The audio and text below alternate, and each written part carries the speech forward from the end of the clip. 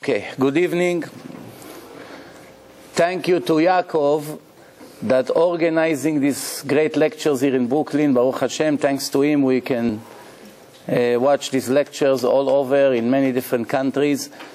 And thanks to you that you're coming to listen to these lectures. Basically we have the lectures and we mezake other people. And many people knows that everything that we do right, Hashem pays us for the mitzvah that we do. We get rewarded for everything, in this world, in the next life, of course, as the Torah promised. But a person is not 100% educated to know how far is the reward can go. Some rewards is clear, it's obvious that you get, but some rewards you don't even imagine how far it can go. It's like a snowball.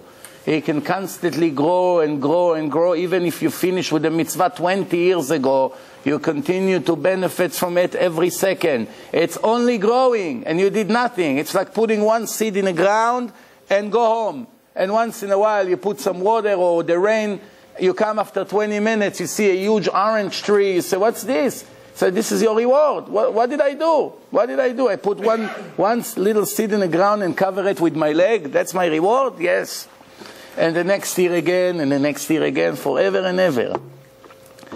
Hashem showed us that the idea that you do something very small and it can grow to such a huge reward in this world, then it's needless to say that this is how it works in the next life.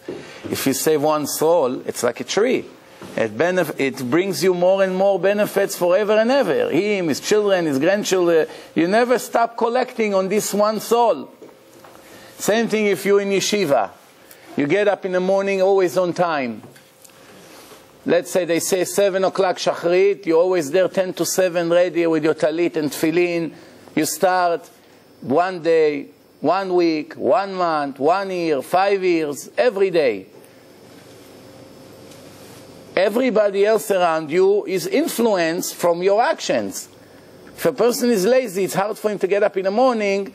The more he's around you, the more you inspire him.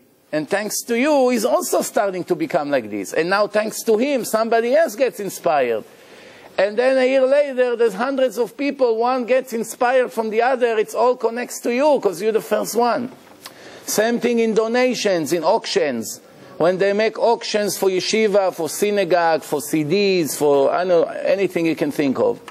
The one who jumped and screamed the first, a high amount, inspire everybody to follow him, right? If he wouldn't scream 1,000, everybody would say to Pa'amayim Chai, 36, 18. It all depends how it starts. Because the people don't know what to expect. They come, there's a charity collection, and they come and say, we want to collect money to build this yeshiva, or to sponsor the yeshiva, whatever the cause may be. First one who jump and scream $18, everybody else would say 18, 30, 50. If he screams 1,000, right away everyone is embarrassed. What am I going to say, 15? After this guy scream 1,000, so everybody say 300, 500, it's all thanks to him. He gets a share in every one of their donations. That's how it works. So a person has to be extremely careful. Every little thing we do, how long it can travel and can chas v'shalom bring us bad or it can bring us good, depend what we do. You know, we chose this topic to be, don't worry, Hashem love you. But really I don't like the name so much. Because it's like misleading. What does it mean, don't worry, Hashem love you? Is it true to say that Hashem love everyone? Is it true to say it? We find in the Torah that there are few places that Hashem said that He hates people. It says it clearly. You cannot argue with what the Torah says. Hashem hate the nation of Amalek. You heard about them? Amalek, who are Amalek today in the world? We don't know. We believe that they are the Germans and some Europeans around them. We believe. We don't know 100%. Because there used to be a king, his name was Sancheriv, and he mixed all the nations. Once he mixed all the nations, all the Gentiles got mixed, one with the other. So every goy that you see today, you cannot tell what's his root. What is he? Emori, Girgashi, Prizi, Knaani? What is he? You don't know. All these nations in the Torah, all the names in the Torah that are mentioned in the Torah, this is ancient nations from 2,000 or 3,000 years ago. Today, they have modern names. Modern names. Germany, France, Russia. But there used to be different names. And every goy, even an Arab, even if you take an Arab, which we know that the Arabs are the descendants of Ishmael, not every Arab we can swear that is Ishmaeli. You don't know. It can be descendants of Esav that went to live in Saudi Arabia 300 years ago, and that's his grandchildren. They already behave and act like Arabs. They're really Esav. They're not Ishmael. There's no way to know. You can have an American guy with American accent, 100% blonde, blue eyes, and he can be Ishmael. Why? 500 years ago, some Ishmaelim came to this place, and this is their grandson. There's no way to know. There's no way to know. But the point is like this. The Torah said there are some people Hashem love and some people Hashem do not love. And the Torah and the Talmud clarify to us who Hashem loves, who Hashem doesn't love. For instance, let's give few examples. Some people, just because of their race, automatically don't have that much credit. It's enough that you're born to the nation of Amalek, automatically you are in a nation that the Torah declared that Hashem doesn't like you. He doesn't like you. Jews, however, it's exactly the opposite. It's enough that your mother is Jewish and you're born to the Jewish nation, automatically you have a special bonus. But is it true to say that just because your mother is Jewish or just because your mother is Amalek, that automatically you loved and automatically you hated? The answer is no. Even though the only one who can rate people, the only one who can say what person is more important than the other is the creator of all mankind. If, chas v'shalom, let's describe, hypothetically speaking, a scenario that there was no creator to the world, even though it's foolish even to think about it. But let's just put it aside for a minute. Let's think there was like, the world is tohu vavohu. No creator, nobody knows what's going on, whatever.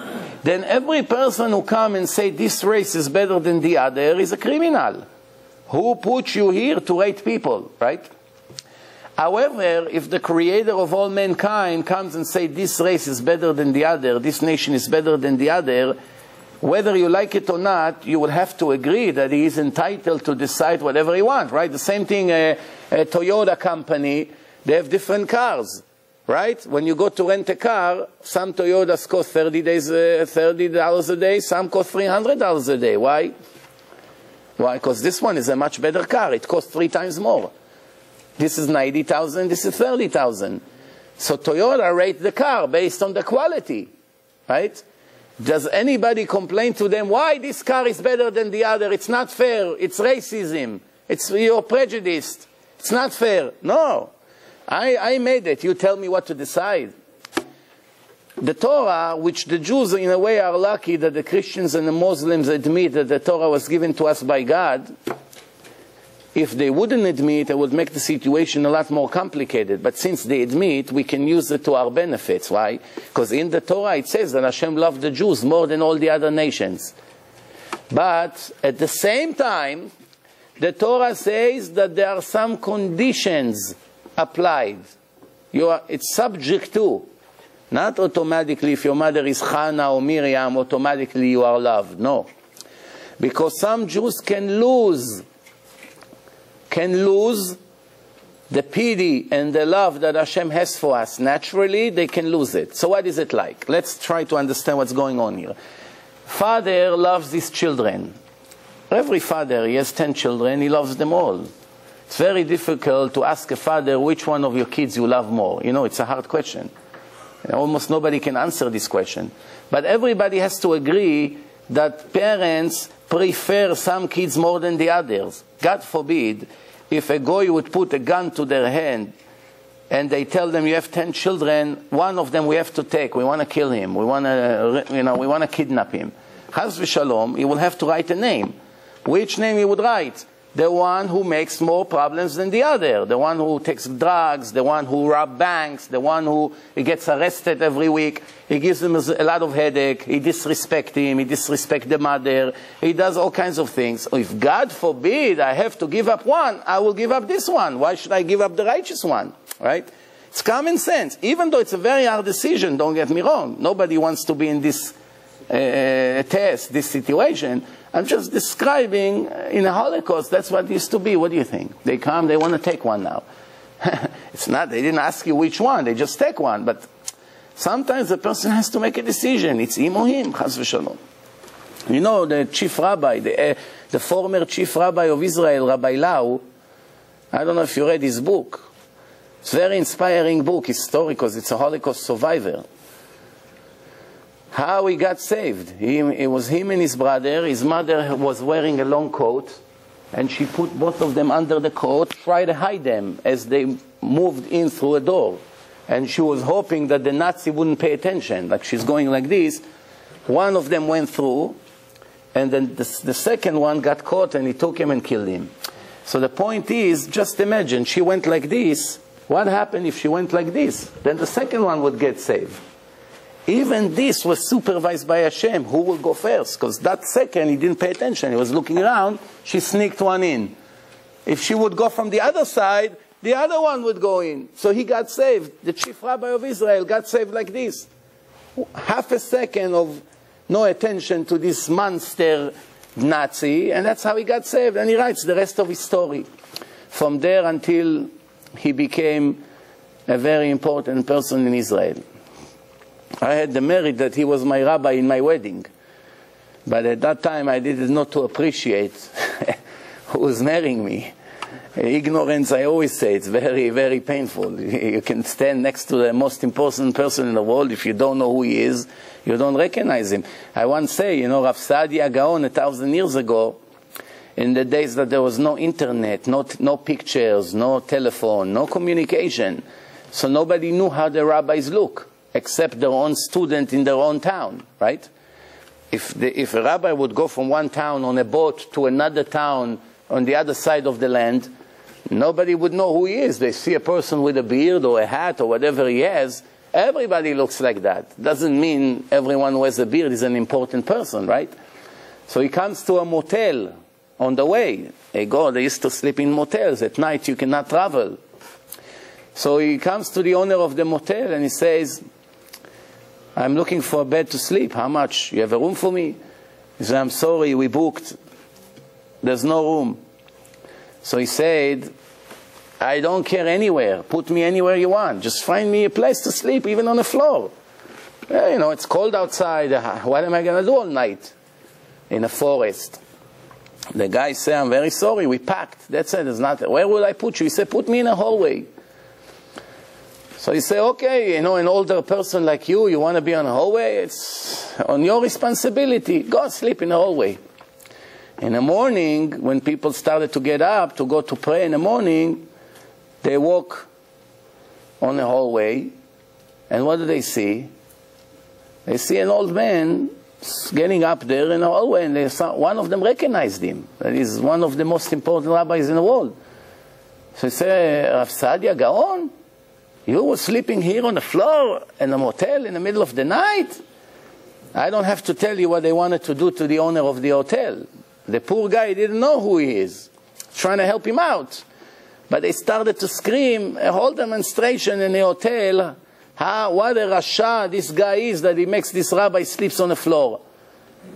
So he started to apologize. I didn't know, Rabbi, forgive me. He's crying. Wow, how am I going to make tshuva for this? So the rabbi told him, really, you're not guilty. You didn't know who I am. You gave me, after all, a place to sleep. Cannot complain to you. But from you, I learned something very important about life. You can only give the proper respect to someone after you know fully who he is. If you don't know him, you cannot give him the proper respect. You see, when you didn't know who I am, you gave me a normal respect, like every other person. You try to help me out, but, you know, normal. Nothing out of the ordinary. When you found out who I am, not that I'm something, but you found out who I am, look how scared you got. Now I just realized that I cannot give Hashem the proper respect that I owe Him because I still didn't finish to learn who He is. Since I don't know exactly who is Hashem, I have so much to learn to know who is God, what is going on here. The more I learn about Him, the more I get scared. He cares about me, He loves me, He gets upset at me, He gets disappointed from me. Do you know what it means? That I disappoint Hashem every hour of my life? If a person is honest, how can he live? How can he live another hour knowing that the last previous hours I just disappointed the creator of this whole universe? Me, the little one, the little puppet who walk in the street here in Brooklyn. That I said something or I looked at something I'm not supposed to look, and my Father in heaven got sad from me, disappointed from me. Now all these traits of Hashem, all the spiritual traits like sadness, happiness, disappointment, satisfaction, all these spiritual things that a person feels, love, hate, all these things, Hashem made us like Him. Ma'u rachum afata rachum. Ma'u chanun afata chanun. The same thing is merciful, you should be like this. Same thing, right? But it's still not the same. We cannot be in the same level like Hashem in a spiritual way. We are similar somewhat to the way Hashem is, but we don't have an understanding what does it mean when Hashem angry. Is His anger is like our anger? Of course not. Why? Because our anger comes because of our defects. We are not perfect, so our anger comes because we are not perfect. A perfect person never gets angry even 1 second in his life. Never. Because it's one of the most stupid things to be angry. One of the most stupid things. What is it like? A dog that you hit with a stick, and the dog is angry at the stick. The dog is trying to bite the stick, you throw the sticks, the dog runs after the stick, he's barking at the stick, he's angry, he's ready to kill the stick. What do you have to do with this? It's very foolish, everyone is laughing, what a foolish dog. Well, we behave like this every second of our life. Because to be angry at another person means I have no emunah in Hashem, that He runs the show. Hashem just gave me a test. Imagine the teacher invite you to a test. So if you pass the test, you'll be a doctor. You make a lot of money. But this is the test. So as soon as he gets the test, he gets angry at the teacher. Hey, get out of here. He gets crazy. So the teacher says, well, what's the problem? Why are you getting me angry? You're giving me this test. You fool, I'm giving you this test because I want to make you a doctor. Well, why are you getting angry? So this is like we are. If somebody comes and did something to us, we get angry. But if we would see that Hashem took him from here and put him in front of me to give me a hard time today, I wouldn't get angry at him, right? Because I knew Hashem is testing me. I would behave very nice. Why don't I behave nice? Because I don't have emunah. That's the root of all the problems. Emunah. So why don't I like this topic? Because it's really incorrect. Don't worry, Hashem loves you. Hashem loves you, it's true. Just the fact He created you. We saw that when the Egyptians were drowning, the Malachei HaSharet wanted to make a shira l'HaKadosh Baruch Hu. They want to make a party, the angels. Finally, these wicked Egyptians, the army of Pharaoh are drowning, and finally, it's salvation to the children of God. So why not to make a song? Beautiful song, no? So Hashem comes and says, Ma'asei Yadai tovim bayam v'atem omrim shira. My creation is drowning and you are happy? Which means even when the enemies of God and the enemies of His children are destroyed, He's not happy. Why are you happy, He says? Why are you getting happy? What's the problem, Hashem? I cannot be happy. David HaMelech writes in Tehillim, Mesanecha Hashem esna. Hashem, those who disrespect you and don't love you, I hate. But in another place, Rabbi Meir Baal HaNes used to curse the wicked people. His wife, her name was Bruria. She was a very big Talmid Chacham, his wife. She had a tefillin. You ever saw a woman with tefillin, walking in the street with tefillin? Maybe, obviously, it was under her cover, so nobody could see it. And obviously, she was very modest, so nobody could see it, really. Because otherwise, it's Yohara. If a woman will walk with tefillin in the street, right away, they'll give her a title, right? The rabbi. of the reform movement. That's what's going to be. Right? But she had it, and she was learning, and she was arguing with the chief rabbis in the world 2,000 years ago. If we take all the rabbis in the world today combined, there won't be one of them in his level. One of them. They can, and she was greater than them. And when she said this is the right way, they surrendered to her. Say, listen to her, she knows the best. That's how smart she was. So she told him, why you curse the wicked people? You shouldn't curse them. You should pray that they make repentance. That's a higher level. It's one level to hate them because they hate God, because they disrespect God. So by hating them, you show God you love him, right? If somebody hates your father, automatically you hate him. If not, you're not normal. That's the way it is, right?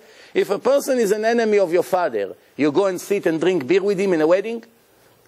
You know, even if you technically like that person for the respect of your father, you wouldn't go and sit with him, especially not in public. So, by somebody that disrespects Hashem, doesn't observe the Sabbath, doesn't pray, doesn't speak Lashon Hara all day, automatically, how can I be connected with a guy like this that every second of his life rebel against Hashem? But there's a higher level than this. I don't hate him. I hate his actions. I still love him, no problem. I hate his actions. Which means I have an obligation to do everything I can to change his actions. But to hate him, how can I hate my brother? You can hate your brother if your brother is not a perfect person. You hate him because of that? Try to help him out, no? You try to work things with him. You try to improve him. Why? Because he's your brother. If he's not your brother, most likely you won't care so much. So the idea is like this. HaKadosh Baruch Hu, first of all, loves everyone. Everybody who he made, he loves. But there are levels of love. We don't have an understanding what does it mean God love. It's different than the way we understand. There's difference of love. Obviously you can see in the Torah that he say who he loves more.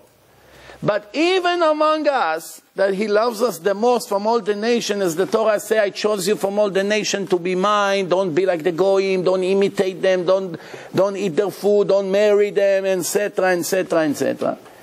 Even among us, there are levels of people. For instance, he loves the Kohen more than the Levi. He loves the Levi more than the Israelite. He loves the man more than the woman. He loves a legitimate boy more than a mamzer. But at the same time, if a mamzer becomes a Talmid Chacham, which means he learns a lot of Torah with lots of efforts, he jumps to the top of the pyramid. Even though you are illegitimate boy and your mother made a huge sin, the worst in Judaism for a married woman, and you cannot marry any normal Jew, you have to marry someone like you, and basically you are supposed to be in the lowest of the lowest level, just because you put efforts and you became a Talmid Chacham, you would jump to the top of the pyramid. So technically, we would have to respect a mamzer more than we respect Kohen that is ignorant. If we have a Kohen that does not learn Torah, even though he's a decent person, he's polite, you know, he may even give tzedakah, he's keeping Shabbos, we're not talking a wicked Kohen, just ignorant. He doesn't know halachot. He doesn't come to learn. He doesn't know Parashat HaShavua. Ask him who was the father of Avraham Avinu. He doesn't know. He's busy in his businesses. And we have a mamzer. Everybody knows a mamzer, but he knows everything. He learns all the time. We have to give him more respect. In Shabbat, we would have to give him the first aliyah, even if the Kohen is present at the shul. If we make zimun in a table when we eat, when we make Birkat Hamazon, we would have to give the wine to the mamzer. And many, many other laws of respect would come, he would come before the Kohen. So you may ask me, so why don't we do it today? For a few reasons. First, we don't want to embarrass the Kohen. By having a Kohen in a shul and not giving him aliyah and call him mamzer and say, you get an aliyah, everybody would say, look at this Kohen. He can't even get an aliyah in the shul. The mamzer get an aliyah and he doesn't get an aliyah. So we don't want to embarrass him. We don't want to embarrass him. But technically, that was the right thing to do. So you see that the love of Hashem is changing according to our action. Not just because you have beautiful eyes, Hashem loves you. It doesn't work that way. Not just because your mother is Miriam, automatically Hashem loves you. Yes, you have a better start, but you can ruin the whole thing. The Torah says that there are some people that HaKadosh Baruch Hu love very much. For instance, they give an example, the Chachamim. One is a poor person who finds a lost object, is valuable, a wallet. In our days, it can be an electrical device that costs a few $100s. It's very poor. For him, wow, it's like finding a treasure, because every dollar for him it's food for his kids. It's very poor. And he runs and searches for the owner of the Avedah to return it. Why they don't say a person who finds a lost object and returns it? They don't say that. They said a person that is poor and he finds a lost object. Why? Because his test is 100 times greater. A millionaire that finds a $100 wallet in the street, no. Yeah, very nice, you returned $100. Very nice. But a person that $100 for him is 2 days of work, from morning to night, he works very hard for it, that's a big test. Wow. You know, look what I just found. So it's a very big thing. Also, a single boy, he doesn't have a girl that watch himself not to make sins. 1 year, 3 years, 5 years, the more his reward obviously is growing constantly, but the more Hashem loves him.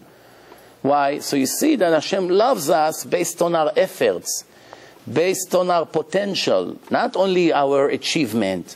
You can have great achievements, you still did not fulfill 50% of your potential. Your friend that achieved much less than you, but he achieved 80% of his potential, Hashem loves you a little more than you. Why? He achieved more. So what's the most important thing for us? Limtzo chen be'enei Hashem, to find that Hashem would like us more and more. Limtzo chen be'enei Hashem. Noach matzah chen be'enei Hashem, it says. Noach, Hashem liked him. And others. Chen, it's beautiful in the eyes of Hashem what you do. How is it? To put efforts. A lot of efforts. Also, neki kapayim uvar levav. Mi ya'aleh be'ar Hashem, we said, right? Who will have the merit to climb in the mountain of God? Which means the time when Mashiach comes, not everyone will survive. Not everyone.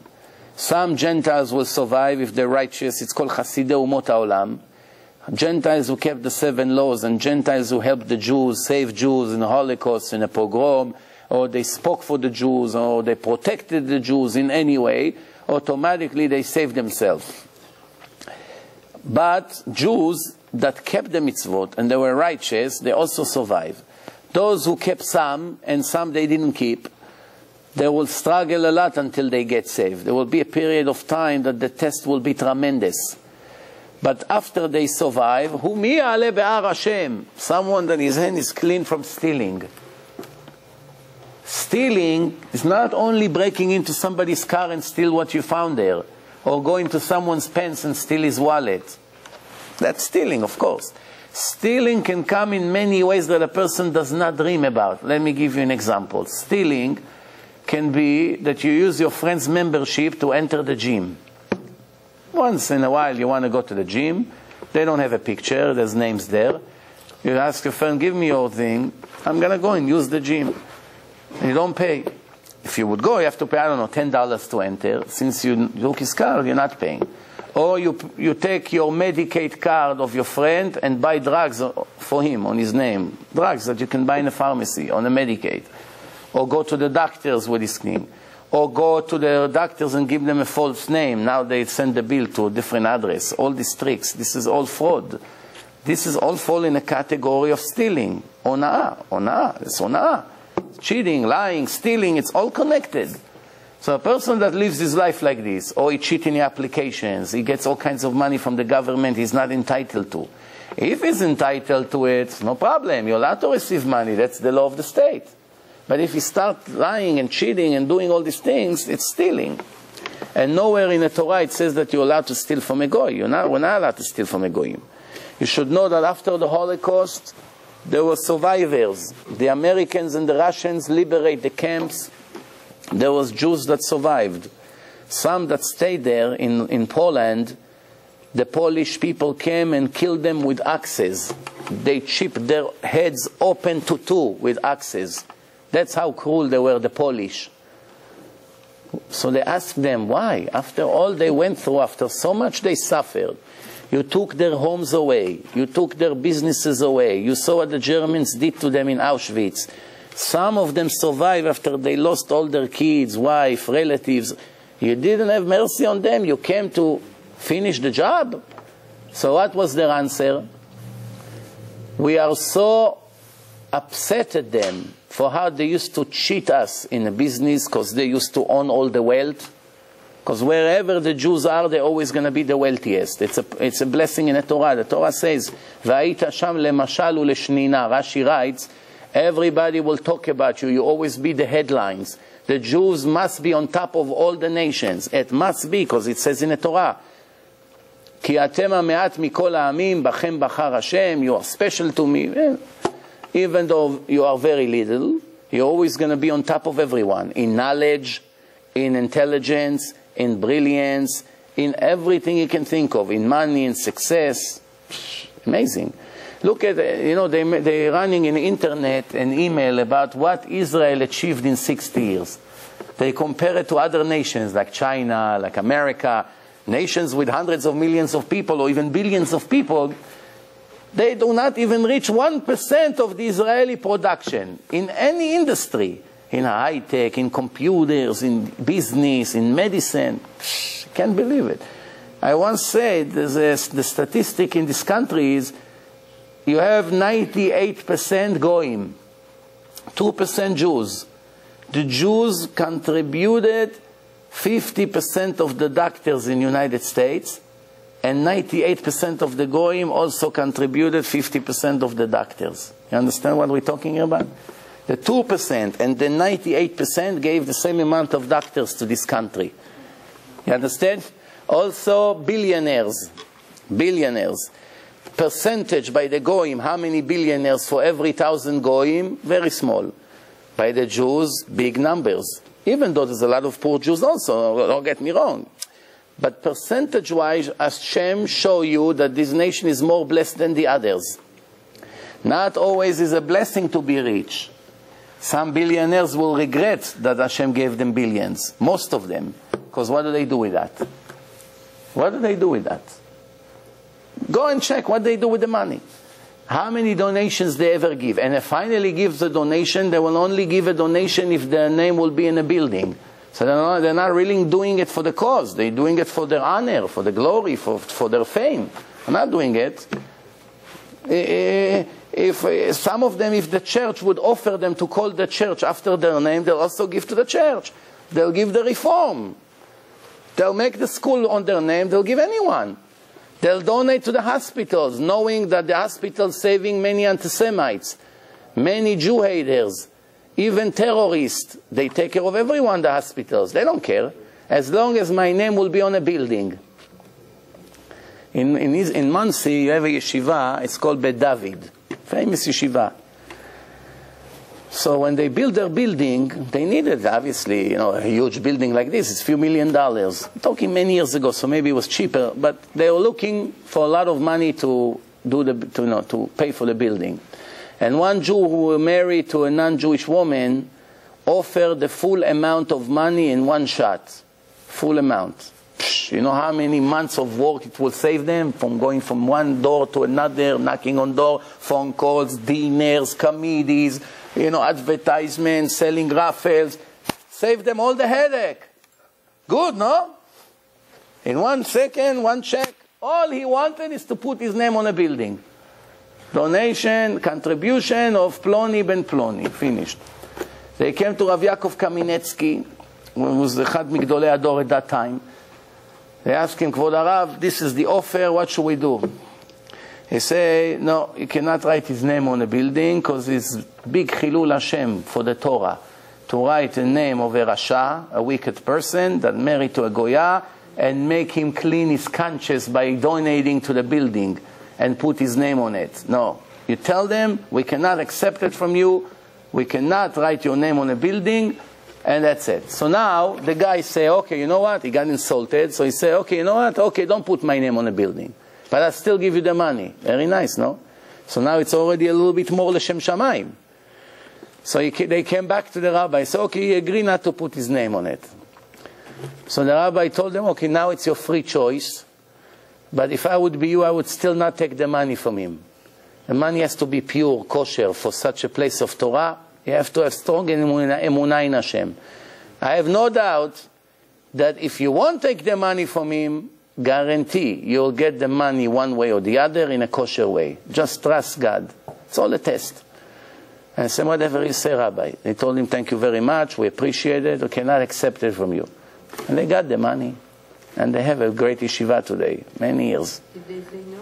They got it. They collected the money in the end, and they got it, and Baruch Hashem, everything is fine. But they did, and they told him why they don't get it from him? Yes, of course they told him. So isn't that Chilul Hashem? No, it's not Chilul Hashem to tell the wicked people that they're wicked. They have to know that they're wicked.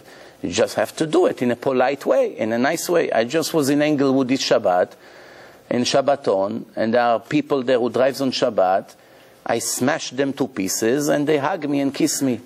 I promise you. Hug me and kiss me, and one of them told me, I'm going to make you a lecture in my house in Great Neck. You have to know how to do it. If the person is convinced that you're doing it because you love him, and because you care about him, believe me, he would appreciate it. And it doesn't matter. Sometimes they will make a show that they are offended, but inside they know that you care about them. And you have to always make sure you do it quietly, without not to embarrass them in front of everyone. Plus, you have to tell them in advance. You start with compliments. Whenever you want to tell a person criticism, first you have to start with compliments. You're such a good person. I see that you have a great heart. I know, I heard many good things about you. I know this, I know. So right away, he becomes your friend. Because when a person receives compliments from you, he begins to love you instantly. 5 seconds after, he's in love with you. Yeah, 100%. You know, I tell you, I used to know a guy that was very ugly. Very ugly.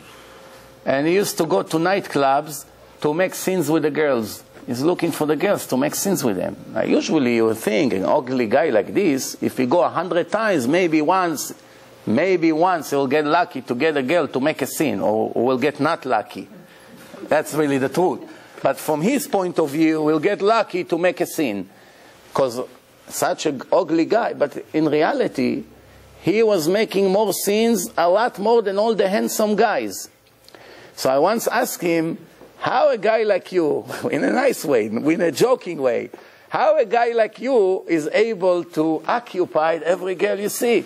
So I say, the way to the woman's heart is through compliments. All you have to do is start with lots of compliments. Here is calling to tell me maybe something is different in a story. Compliments. Compliments. You like this, you like that. He gives her a flower. Right away. Compliments and gift. The person loves you right away. You got it? That's the right way. Attention. That's also, by the way, up. Shut up. So, this is not only to a woman's heart, to every person's heart. Few things makes good connection between people. One is compliments. Second, to give them things. You give them some. Here, you can have this. Here, this is for you. Here, look what I bought for you. Right away, it makes good connection. And also, to sit and eat with them together. Once you sit and eat with a person, you become connected to him. That's why the Torah says that a big Talmid Chacham, he cannot sit with everyone on the street and eat with them. You know, because automatically, he has connection with them in a negative way. Also with a goy. If you sit and eat with a goy, it can be a nice goy, it can be a righteous goy even. But you automatically become close with him. Tomorrow you marry your son to his daughter. That's the whole halacha of bishul goyim. Why are we not allowed to eat from what the goyim are cooking? We are not talking only wicked goyim. We are not talking only Mr. Lee and Mr. Muhammad in India that bow down to Buddha. No. We're talking a righteous goy. A righteous goy, he keeps the Sheva Mitzvot Bnei Noach, he loves Hashem, sometimes more than us. Right? He gives charity, he loves Jews, he loves Israel, he writes beautiful articles about Israel in the internet. Everything is fine. I cannot sit and eat with him. Hummus together in a restaurant. Why? Because we have automatically a spiritual connection. Spiritual connection, the next time it's again, the next time it's again, all of a sudden, we become like family. That's what the Torah says. So the Torah says, here, cut it right here before it's too late. Why? Because Hashem doesn't want us, the Jews, to mix with any other nation. You see, if the Torah would say, I don't want you to mix with only this nation, or with only this nation, then we would know Hashem doesn't want us to mix with them because they're bad. But here Hashem made no difference. Everybody, everyone that is not the children of Yaakov Avinu, Yaakov Israel, automatically is excluded. I don't want them in my nation unless if they convert. They convert, they become kosher Jews. No problem whatsoever. No problem whatsoever. You know, there was a nice story. The Gaon Rabbi Yosef Landa, his name is, he used to be known as the Noda Yehuda, a big Rav. He heard a boy is crying outside of his window. Here's a boy, little boy cries by his window. He comes out of his house, he sees a goy, Christian boy, sitting on a rock next to his house and crying. So he asked him, it was a rainy night, a little bit cold. So he asked him, why are you crying here? Why? So he say, I'm from a family of bakers. And my mother died, he said, and my father got remarried to a very bad woman. She's very cruel. Very cruel. And she's torturing me every day. Every day. What does she do? Early in the morning, we bake all the breads. She puts this cart full of breads. She covers it, and all day I have to go from one place to the other. I cannot go back home until I finish to sell all the breads, and I have to give her the money. So he said, okay, so why are you crying? He said, because today I lost the money. I sold all the breads. I don't know what happened. I checked now. I was on my way home. I see that I lost the money. It fell. Maybe somebody stole it. I don't know. And I'm afraid to go home. She'll kill me. I don't know what to do. I'm very desperate. So the rabbi told him, wait right here. Wait. He went inside. He asked him how much you lost. He said 20 dinars. He said, okay, no worry. He went and got 25 dinars. He doesn't know the boy. First time he saw him. He gives him 20 dinars for the breads. He said, give it to your stepmother. And this 5, you use it for yourself. Go buy yourself a hot meal. Relax. You'll be happy.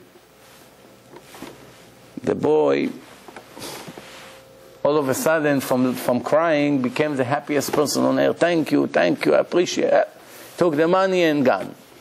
That's the story. 30 years later, somebody knocks on his door. 30 years later. He opens the door, he sees a an older man, goy. Rabbi, yes. You probably don't remember me. But 30 years ago I was sitting outside here and crying. You see on this rock? And you saved my life that day. Gave me the money, you sent me. So the rabbi said, yeah, I think I remember. Yeah, well, what happened now? He said, I came to help you. I'm doing you a huge favor that I came here. He said, yeah, what? It was Chol HaMoed of Pesach when the goy came. He said, I'm in a committee of all the bakers. You know, I inherit my parents' bakery, and I'm one of the bakers, and all the bakers have a union. There was a meeting last night, and the priest of this entire city, he told all the bakers that on Motzei Pesach, the night that Pesach is over, all the Jews goes to the bakery to buy bread, because there's no time to bake bread at night in Motzei Pesach. All of you must put poison in each loaf of bread. That when all the Jews buy thousands of bread, all of them will die in Motzei Pesach, we get rid of all of them. That's the rule, and he signed it. And I have to remember that in those days, the church were the court. They were everything. They were in charge of the police and the court. Not like today, it's separate. Today you have The civil is separate and the religion is separate in the United States or in other countries. It used to be everything. They were the authority. So now, I heard that. And first thing came to my mind, how when I was a kid, who really saved me? I went to other goyim, I asked them for help, nobody cared. And you came and gave me the money. How can I let people like you die? So I come, I tell you the secret. Make sure you warn all your people. So the rabbi went and Chol HaMoed to the shul. Right away, they made noise in the whole town. Everybody came to the shul. And he told them, no one is allowed to buy any bread from the goyim. Be careful, Motzei Pesach, nobody will buy bread. Nobody will buy bread. They warned so many times, they're going to get penalty, punishments. Everybody knew. Tomorrow night, nobody is allowed to buy. They prepared thousands of breads. Not one Jew showed up. They can't believe what's going on here. We expected a flood of customers. Nobody came. Thousands of Jews got saved from this righteous person that went and had a mercy on a boy. You understand? That's called Shlach lach mechal pnei hamayim. Send your bread on the water, one day you'll find it. Whatever you do today, it's like putting seeds in the ground. Everything we do, it's planting seeds in the ground. Remember, everything. Even though you don't see immediate results, the ground in your olam haba, in your account, is full of seeds. They're growing. You just don't see it yet. One day you'll eat from the fruit. Before we finish, and I'll give you some time for questions, you have to understand. If we're not going to put in efforts, we won't gain Hashem's love. Natural love, yes, to every person, yes. But the love that we really want, it's not only the love because my mother was Jewish or because my mother was righteous, no. The love that we want to gain is the love that Hashem say, you are worthy. You are my servant. You are my faithful servant. Who Hashem said in the Torah that is tzaddik? Yosef a tzaddik. Yosef, Joseph. Abraham, Avraham, or Avi. Avraham is my lover. Moshe, Aish Moshe Anav, Moshe Avdi. Zichru Torat Moshe Avdi. Moshe is my servant. It's an honor to be the servant of the Master of the Universe. It's not a punishment. It's an honor. Right? Honor or not? If the President of the world will call you to be his assistant, and he gives you orders, do this for me, help me with here, help me with that, you'll be very honored. No, you wouldn't be embarrassed. If you be a servant of a shoemaker, you're not so proud of it, no? You're not running in the street and say, hey, I'm assistant of the shoemaker across the street. I help him to make shoes. You won't get that much credit for that, right? But if you run and say, I'm the assistant of the president, or the chief judge, or somebody important, oh, now people treat you like a king. Well, you're only a servant. What's the problem? Depend who you're serving. Depend who you're serving. Two Jews are very good friends. Very good friends. One of them, they made a story about him, and the king sentenced him to death penalty. No matter what he did, the lawyers, all the efforts that he made, he could not do anything. They're about to hang him. The guy puts the rope around his neck, and his best friends run and say to him, wait, you're about to kill an innocent person. He's not guilty. I am the one who killed that person, not him. My conscience do not let you kill an innocent person before it's too late. So take it away from him and kill me instead. So the guy said, hey, wait a minute, I only can do what the king told me to do. I don't know who you are. If you want, go and confess to the king. Say, yeah, but in the meantime, you're going to kill an innocent person. So the guy got confused. He said, okay, let's put a hold on that. Let's call the king and see what to do. So the king came after an hour. The king showed up. So now the hangman, he says, Your Majesty, I don't know what to do. Look, he's guilty, and he's claiming that he's the murderer. What should I do? So they're fighting. So now the other guy said, no, don't believe him. He's my friend. He's trying to save me. I'm guilty, not him. No, it's me. No, usually it's the other way around. It's him. They're arguing. So the king say, okay, both of you come to my courtroom in my palace, and we will redo the entire trial. All of a sudden, no evidence, this, another witness. They found that it wasn't him, and obviously it wasn't the new guy. They found the real murderer in the end. So the king told them, since you have such great love that you're willing to give your life for your friend, and he that is innocent was willing to die and he doesn't want you to die, that means you have real love between you. I'm begging you, please allow me to be in your group. There will be 3 instead of 2. I never found people like you.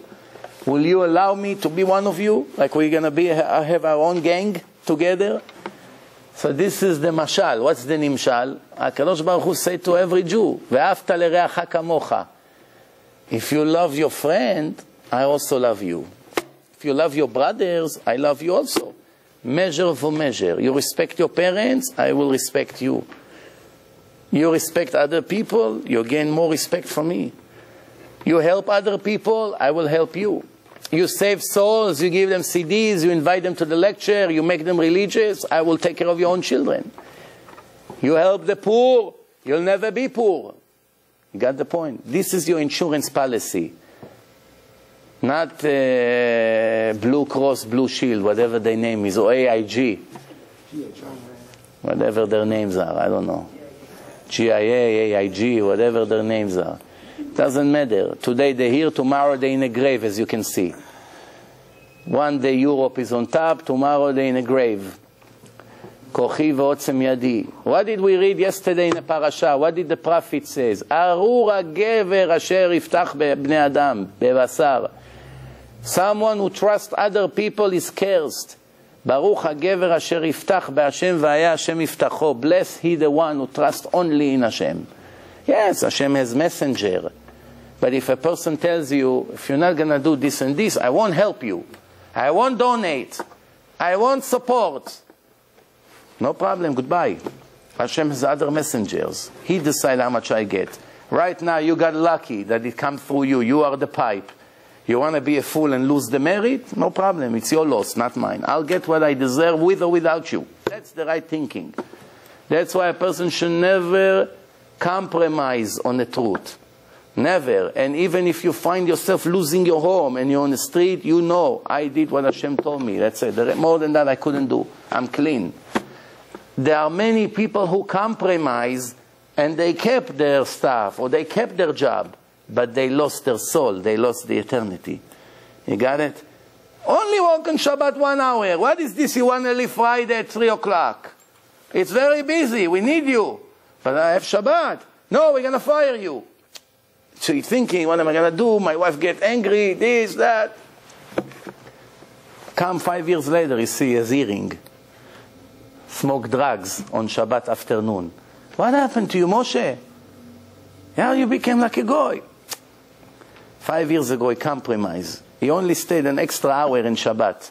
By the time he got home, it was half an hour Shabbat already. I know some people like this. They keep the rest of the Shabbat. But they come, why? For an extra hour. Because the boss is putting them under pressure. Putting them under pressure. You understand?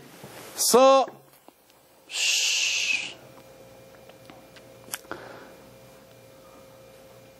Speaking about the king and the court and the 2 Jews, there was one Jew that was sentenced also. He's in the middle of his trial, and the jury, they're about to make to reach a decision about him, and just when it's over, almost over, he looks that his case is finished.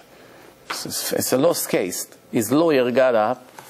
In a brilliant move, he said to the jury, in 10 minutes, you're all going to see that the person who you claim that my client murdered will show up in the door right here. 10 minutes. Look at your watch and count 10 minutes. You're going to see how he enters the courtroom. Noise in a courtroom. What is this? How can it be? It was a funeral already. It was a burial.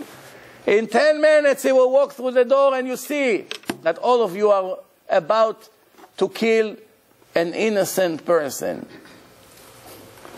So after 10 minutes, what do you think? What happened? Huh? He didn't show up. He didn't show up. So the judge said, hey, you wasted 10 minutes of our time. He said, no, Your Honor. I only wanted to show you and everybody that they have a doubt. If they didn't have a doubt, they tell baloney, tell stories to your friends. They wouldn't sit and wait 10 minutes. By sitting and waiting 10 minutes, it's a proof that they have a serious doubt if he's dead or not. How can you kill an innocent person? You don't even know if the victim was murdered or not. You want to send him to electric chair? What do you think was the end of this trial? They dismissed him or they killed him in the end? They killed him. Why they killed him? Because there was a woman. Very good. She said that when everybody was looking at Listen. I was looking at you. Very good. And the defendant I'll repeat. Never looked at the door. One second. Which proves that he had no doubt that the person is dead. 1 second. Yeah. So he's right. That's what happens. She said the entire 10 minutes that everybody looked at the door, I looked at the murderer. And he did not look at the door even one time. You know why? Because he knew he won't show up. Because he killed him. How can he show up? You understand? So that's the point here. The point here that, you know what it is, sometimes you can fool the whole world, but you cannot fool yourself. You know who you are. You can put a beautiful show, but Hashem see if you're kosher or not. Over here, many people get respect that they don't deserve. They will pay for that respect. They will pay for it. They will pay for that they let them sit in a shul on a stage or in the VIP section. They will pay for that people bow down for that. They will pay for all this. Why? Because they don't deserve it. It was their job to scream, don't give me this honor, I don't deserve it. I'm not who you think I am. But they're very comfortable with that. You know, the Gemara said that one rabbi was teaching his student, and they say, let's take a walk, refresh. So they went out of the yeshiva and they started to walk about 100 yards out of the yeshiva. They see one of the guys come, one guy from the town, he comes from out of town with his bags, he walked towards them. So when he saw that the chief rabbi and all the students came to welcome him, so he said to the rabbi, Rabbi, you didn't have to bother leaving the yeshiva and coming out just for me. So the rabbi says to him, no, we didn't come for you. We're just refreshing. We're just going to breathe some air. So the Gemara asked, what was the problem of this rabbi? He should have told him, no, that's okay. Anyway, they didn't come for him, but let him feel good. What's the problem? He thinks that you gave him respect. I didn't lie. You made a mistake. You thought that we came to give you respect. What do I care? I pretend. I play dumb and I walk. But he couldn't live with that lie. It's a lie in the heart. What do we say every day in the prayer? לעולם יהיה אדם ירא שמיים בסתר כבגלוי. A person has to be fearful from Hashem even in hidden places, not only in public. הוא דובר אמת בלבבו. And speaking the truth in his heart. Needless to say in his lips. In his heart. To be honest, not only in your lips, in your heart. That's a harder level. Sometimes a person is full of tricks, full of ideas. So when a person made a mistake, he's deceiving him. He's taking advantage here and there, in the heart. But to come and make a lie and to cheat is not that bad. You know, he has like a red line. The Torah says you make sure your heart is also honest, not only what you say. Inside, which means right here, yes, he could have made a mistake, think I came to give him respect. And nobody would know. Or a person say, hey, why didn't you come to my wedding? He asks you questions, right? So then somebody says, no, he probably had a lecture that night. You didn't say anything, you didn't lie. So, oh, okay, I understand. You didn't say anything. And you let it go. So the guy thinks, oh, you have a reason why you didn't come. right? But the problem is that it wasn't the truth.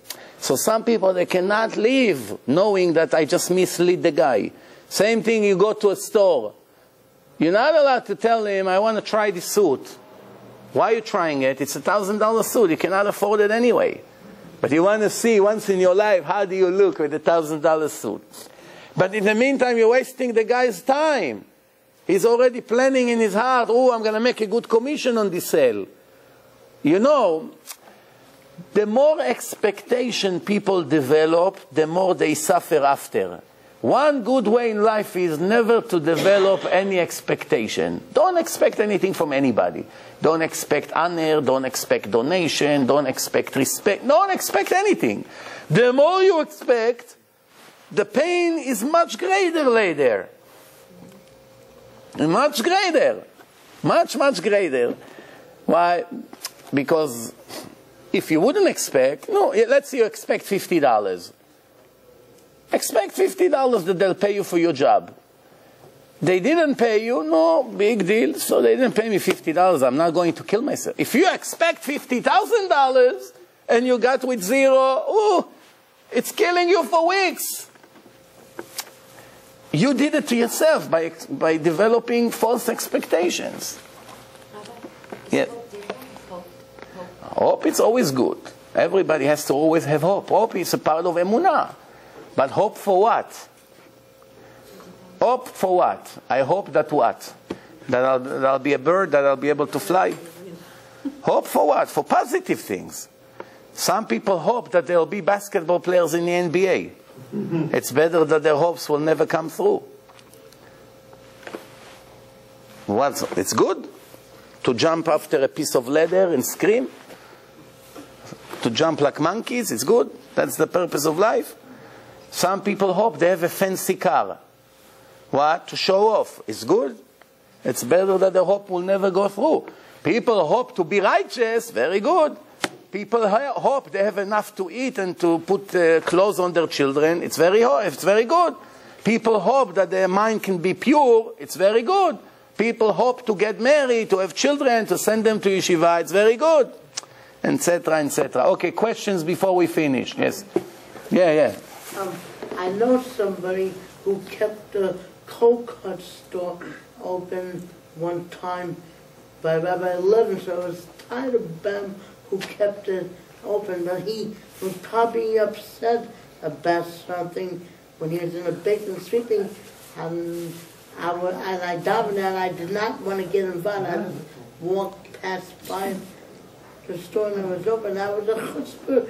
Think there was a party inside, and they were using it like an open thing.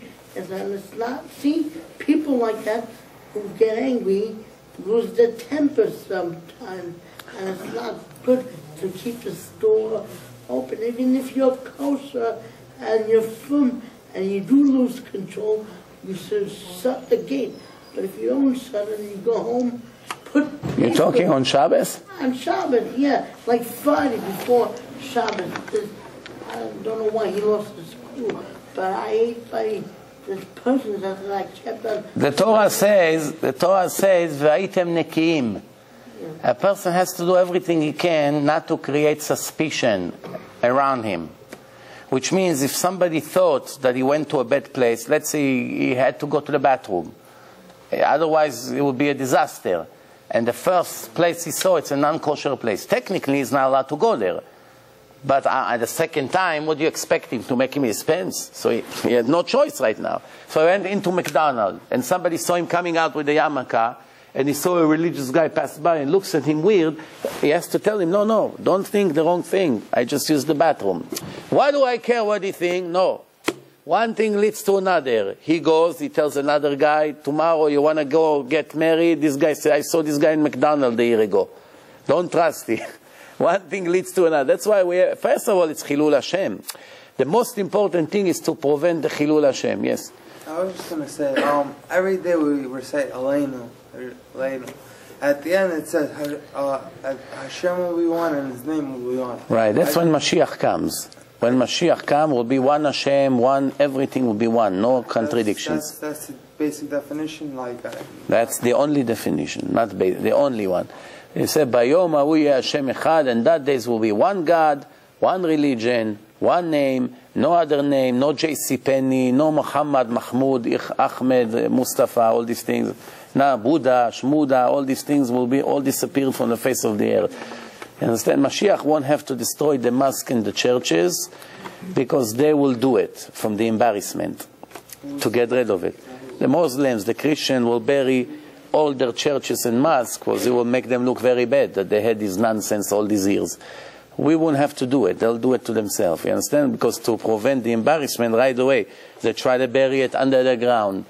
But the question is how long it's going to take. Is it going to take a month, a year, 5 years, 20 years? We don't know. More questions? Yes? I have a question. This past week, I have a question for you. Yeah. Where is Raymond? Oh, it's not here. I'm on Florida tomorrow. I know, I see that he's not here. All right, no problem. No, go ahead. Oh, we have Shabbat Har B'Chutai. Remember last week? Yeah. Shabbat Har B'Chutai. Yeah. So we know a slave that's Jewish, and he's allowed to marry a non-Jewish slave, right? I mean, non-Jewish girl, his master, that had children, and he's a slave to his master, right? No, you got it all wrong. A Jew is not allowed to marry a non-Jewish slave. Every slave automatically become a Jewish. Once you own the slave, automatically you convert him. And the day you purchased him... No, he is Jewish slave. He just... Eved Ivri? Eved Ivri. Okay, no. He's allowed to marry non-Jewish slave, right? I got you. So we know from the Torah, in Kabbalah, it says you're not allowed to marry a Jew to a Goya. Yeah. He's a wasted seed. Right. And has become a Goy. So Yeah. same thing over here. Why they permit it? Because if you wasted, for no reason, like, whatever, it's a soul, at least, that can be both take over. So, same thing. Now the souls that go to Goya, the children, the whole descension is going to be now all Goyim. It's not Jewish anymore. I think why now they permit it if they send from the Kabbalah, you're not allowed to. I have to look into it. Okay, any questions about what we spoke? Anything? No? About this topic? Anything? Yeah. You were speaking about the truth, but is it like when 100% truth will interfere with shalom? And it says that sometimes it's allowed to lie to save the peace, but not all the time. If your wife wants you to be Mechalel Shabbat, and the only way to make peace with her is to become Mechalel Shabbat, you're not allowed to be Mechalel Shabbat, right? So we have to check each case by case. Sometimes yes, sometimes no. If a husband and wife fighting and one of them told you something bad about the other, then if they ask you, you say no, they say good things about you. Why? You don't want to make the war more between them, right? Or sometimes you're allowed to say things to people that they like to hear in order to make them closer to Hashem. You understand? You're making them a favor. You're doing them a favor. Or if they bought a pornographic magazine, you're allowed to take it and burn it or destroy it. And if they ask, did you see it? You're allowed to say, no, I don't know what you're talking about. Why? You did it to save their soul. One day they'll kiss your hands for it. Right now they still don't understand. You understand? So there are things in life that we're allowed to do. And we're allowed to say something different to keep peace. Because if you tell her, yeah, you just bought it for $10 and I took it and burned it, next thing is going to be a fist fighting, right? So the Torah already told us sometimes you're allowed to change. Yes? If a person becomes converted to Judaism, how does he know if he is a Kohen or a Levi? A convert cannot be Kohen or Levi. No convert can be. Only a convert. It's going to be a Ger Tzedek. Israel, yes. Ger Tzedek. There's even a question if he can say in Birkot HaShachar. It's going to be in a good level, but it's not going to be a Kohen or Levi. Same thing, we cannot be Kohen and Levi if we're not. They cannot be. There's a question, even if the converts can say, when they say the blessing of the morning, Birkot HaShachar, if they can say the blessing, Baruch Ata Hashem Elokeinu Melech HaOlam Shelo Asani Goy. Because it's a lie. Hashem made you a Goy. Right now you're a Jew. It's true that right now you're a Jew, but when you were born you are not Jewish. So he cannot say that one. So it's a question if he can say that bracha. Some say he can say it because he's not really talking only about himself. Now he's a part of the nation, so you're really blessing Hashem for make the nation of Israel not goyim. They make them Jews. Okay, thank you very much and good night. Thank you again. Call to.